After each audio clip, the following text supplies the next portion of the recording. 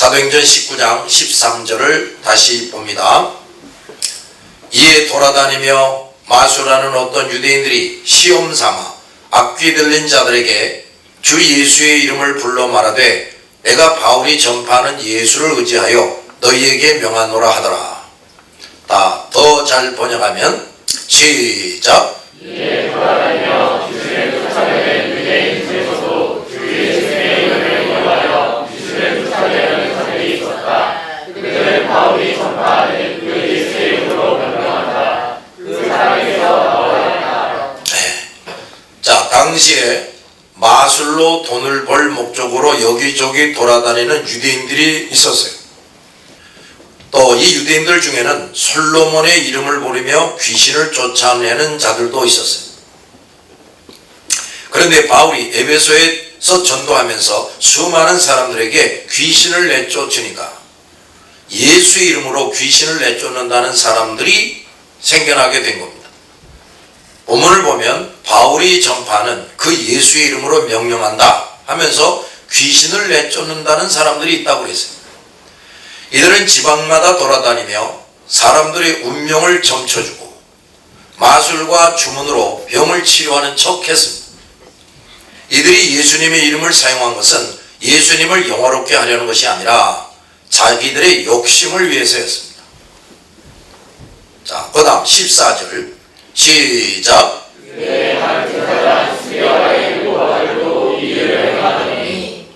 유대의 한 제사장 그랬는데 정확하게 하면 유대의 대제사장입니다. 유대교회 가장 총수가 되는 대제사장의 7 아들도 이런 짓을 했다고 그랬어요. 이것을 보면 당시 유대교가 얼마나 영적으로 어둡고 병들었었는지를 알 수가 있습니다. 이들은 하나님의 제사장 직무를 수행하는 아론 지파의 자손들인데 이처럼 타락했단 말이에요. 더구나 이들의 아버지는 당시 대제사장이에요. 대제사장으로 24명의 제사장들의 수장입니다. 마땅히 제사장의 임무를 수행해야 하는 사람들이 악한 영에 사로잡혀서 협작꾼, 사기꾼이 돼가지고 귀신들을 쫓아낸다, 점을 쳐준다 하면서 각처를 돌아다녔단 말이에요. 이것은 당시 유대교의 지도자들 중에 타락하여 방탕한 생활을 하는 자들이 얼마나 많았었는가를 방증하고 있습니다. 로마 가톨릭 교회 안에도 악마 추방자라는 사람들이 있어요. 그들은 자기도 이해하지 못하는 마술과 주문으로 귀신 들린 자들이나 이 우울증 환자들에게서 악마를 추방한다고 합니다. 그들은 성경과 신앙 안에서 결코 용납할 수 없는 무슨 주문들을 만들어서 사용했어요. 이들을 위해서 말한 그 유대인들과 같은 자들입니다. 사탄은 이렇게 얼마든지 교회 안에도 침투해요. 그래서 교회 지도자들마저도 시험에 빠지게 하고 자기 수하에 두고 부릴 수가 있다는 것을 알아야 됩니다. 오늘날도 겉은 그럴 듯하지만 사탄의 수중에 떨어져서 경거망동하는 자들이 많이 있습니다. 우리 이런 사람들을 구별할 줄 알아야 돼요. 많은 목사나 전도한다는 사람들이 이와 같이 하나님의 이름을 남용하고 오용합니다. 예수 이름과 성경 구절을 말하며 유창하게 설교를 하는데 하나님의 영광을 위함이 아니라 자기 욕심을 채우기 위해서 그저 심하게 말하면 사기꾼 노릇하는 사람들이 점점 많아지고 있어요. 어느 때보다도 문명이 발달되고 지식이 넘치는 이 시대의 사람들인데 이런 사람들에게는 너무나도 쉽게 이용되고 먹히고 있어요. 이 거짓종들은 여기 나오는 제사장들처럼 학벌도 꽤 괜찮아요. 누구도 무시할 수 없는 조건을 갖춘 사람들입니다. 그리고 사람들의 구미에 당길 만한 말재주가 있어요. 무슨 말을 하느냐? 인간의 지혜로운 말, 아름다운 말, 부드럽고 매끄러운 말을 성경과 버무려서 누가 들어도 혹할 만한 말을 하고 설교하는 사람들이에요. 이들 중에는 귀신도 내쫓고 병도 고치는 것처럼 속이는 자들이 있어요. 악한 영의 힘을 빌려서 그런 일을 하는 자들도 있고 사람의 운명을 점쳐주고 미래를 예언한다는 사람들이 있어요. 이런 자들이 각종 이단을 만들어내고 또 기성교단, 감리교, 성결교, 침례교, 장로교 이런 교단에 분명히 속해 있는 목사인데 이 사람들이 이게 마귀에게 사로잡힌 자들이 있단 말이에요. 그런데 이런 자들은 언제까지나 그렇게 할 수가 없어요.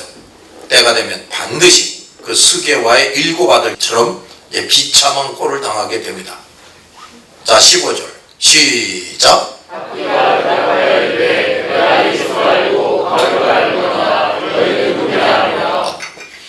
자, 우리는 여기에서 악한 귀신의 실체를 잘 알 수가 있어요. 사탄과 그 졸개들인 악령은 실제합니다. 실제로 존재한다고 말이에요. 그리고 어떤 영적 사리들에 있어서 사람들보다 더 잘하는 것도 사실이에요. 이것들도 하나님의 존재와 예수가 그리스도라는 사실을 알고 있어요. 악귀들이. 그동안 이 세상에 어떤 일이 있었는지 또 현재 많은 것도 잘 알고 있어요. 왜 그러냐? 이 악귀들도 죽지 않아요. 계속 살아있기 때문에 그렇게 할 수가 있어요. 때로 이것들이 미래에 대해서도 잘 아는 것처럼 말하는데 그것은 미래에 대해 스스로의 능력으로 아는 것이 아니고 미래에 대해서 하나님의 사람들을 통해 기록하신 글들이 있다고 말해요. 그 악귀들도 성경을 볼 수가 있어요.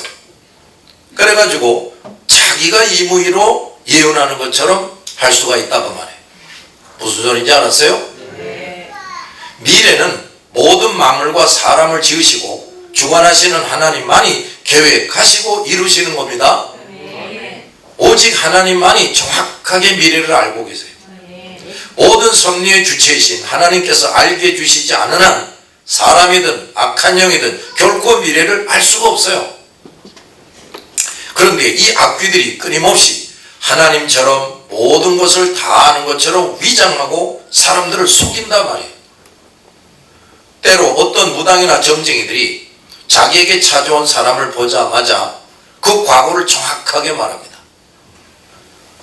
또 어떤 사람이 어디에서 무엇을 하고 있는지도 정확하게 맞추기도 해요.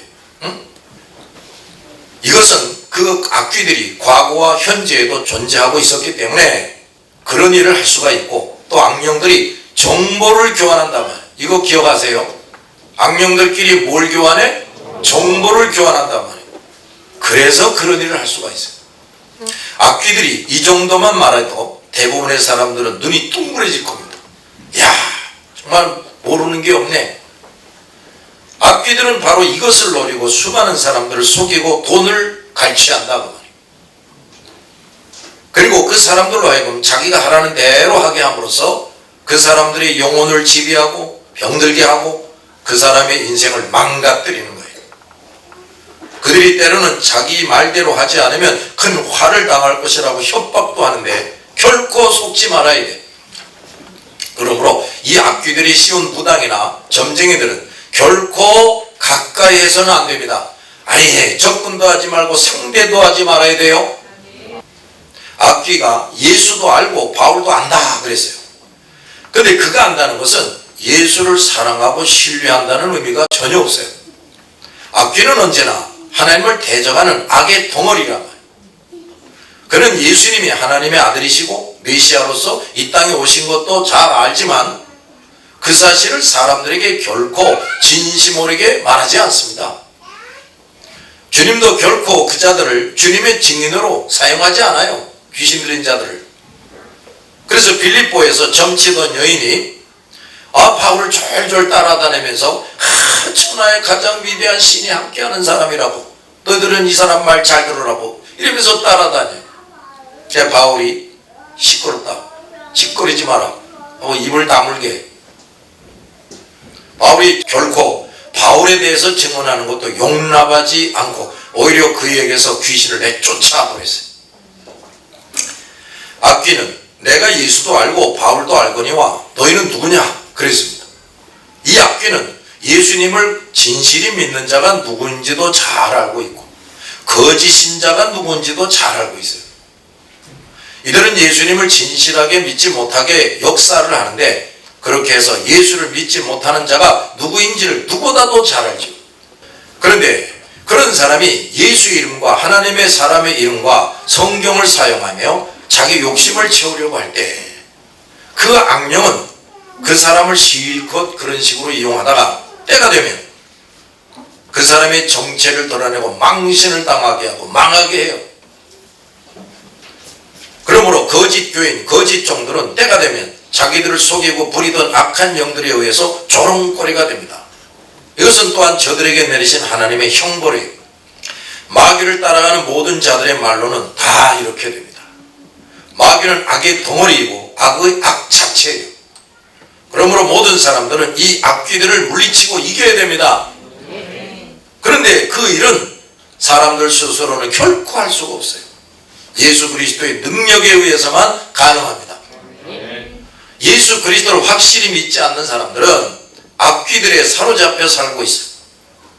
우리는 이들을 그 악귀들에게서 해방시키기 위해서 부지런히 복음을 전해줘야 돼. 모든 불신자 우상숭배자들은 예수의 사람이 자기에게 접근하고 복음을 전해주는 그 순간이야말로 자기의 영원한 인생을 그 마귀의 손에서 벗어나게 하고 그 영생 복락의 길로 들어가게 하는 순간임을 알아야 돼.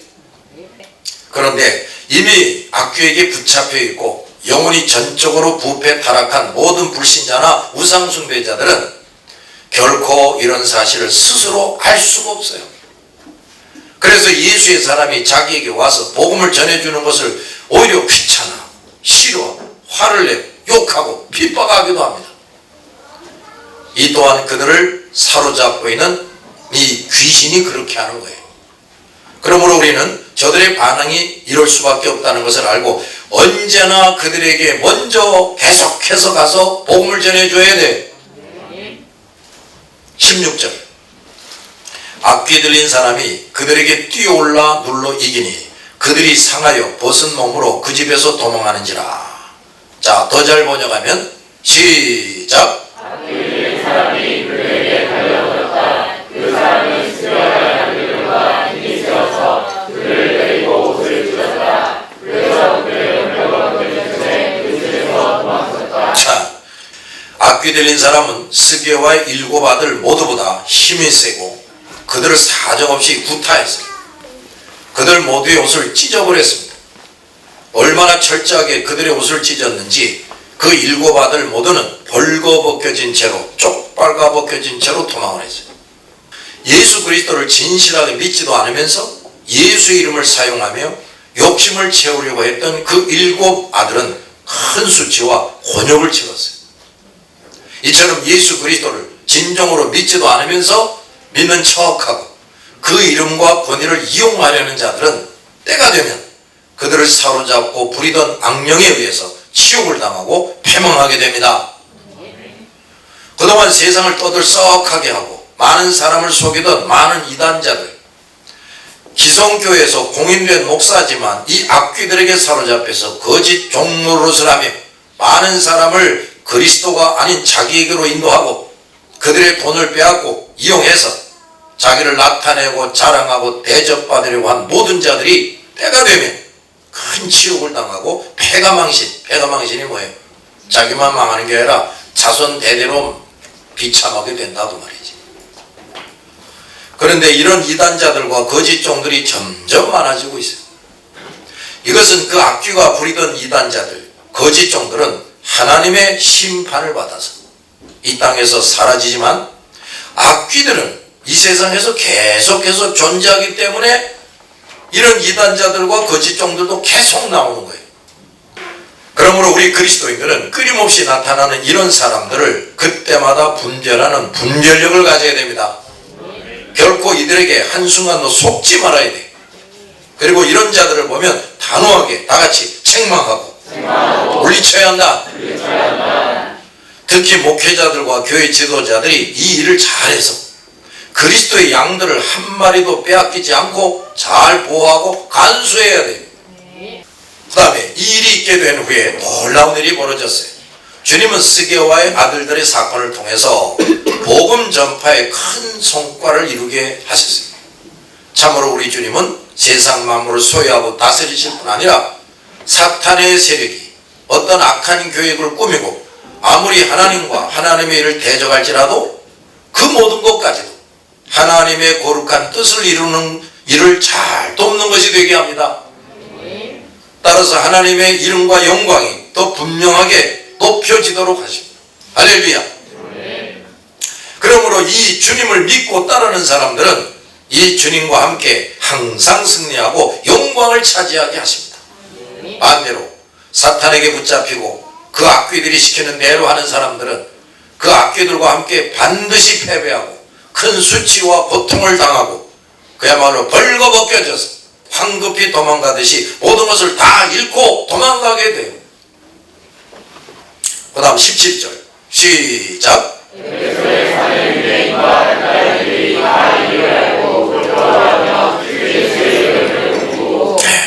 자, 스게와의 7 아들들 사건은 몇 가지 결과를 가져왔어요. 첫째, 그 모든 사실이 에베소에 사는 유대인과 헬라인들에게 알려졌다.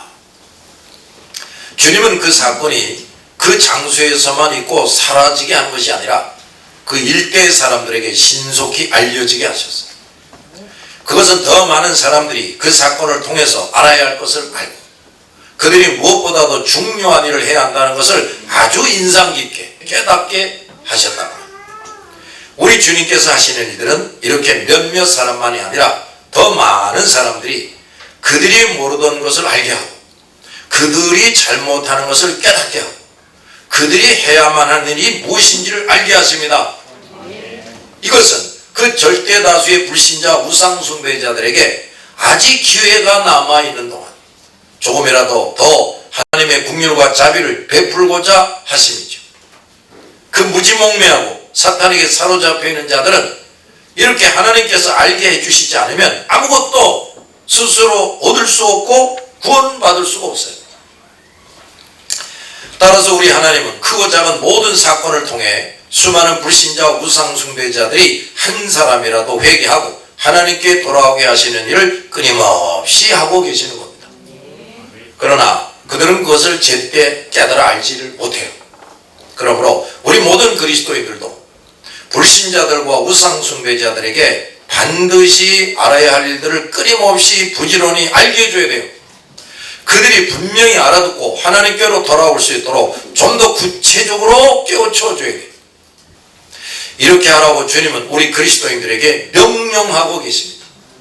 우리는 이 간곡한 주님의 명령의 음성을 들을 줄 아는 영의 귀가 열려져 있어야 돼요. 하나님께서 이렇게 모든 사건들을 통해 중대한 진리를 깨닫게 하시고 회개하게 하시는데 많은 그리스도인들조차 그렇게 하지 못하고 있어요. 분명 예수 그리스도를 영접한 사람임에도 불구하고 너무 영혼이 치료되지 못하고 있거나 어느 정도 치료되어 예배를 비롯하여 시시때때로 하나님을 섬기는 일들을 하고 있지만 자기를 부인하지 않아.